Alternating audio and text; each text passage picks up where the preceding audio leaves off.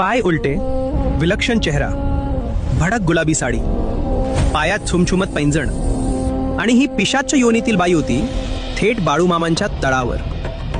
म्हणूनच म्हणतात मामांची आज्ञा माणसाने मुकाट्याने पाळावी.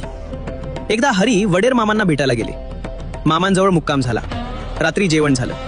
मामांनी चिली मोडली, गप्पा रंगल्या आणि रात्र खूपच पुढे गेली.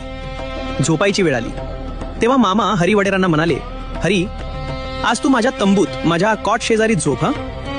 पण हरीच्या मनात वेगळंच चाललं होतं. मामांसारख्या थोर विभूतींच्या इतक्या जवळ झोपणं आपल्याला शोभत नाही. हरी म्हणाले, मामा, तुमच्या तंबू समोर झोपतो पण आत नाही. क्षणभर मामा शांत राहिले आणि मग फक्त एवढंच म्हणाले, बाहेरच झोपणार म्हणतोस तर झोप. मध्यरात्र उलटली आणि पहाटे साधारण 3च्या सुमाराला हरी वडेरांची अचानक झोप मोडली. कारण छुम छुम छुम छुम पैंजणांचा आवाज अगदी कानाजवळ.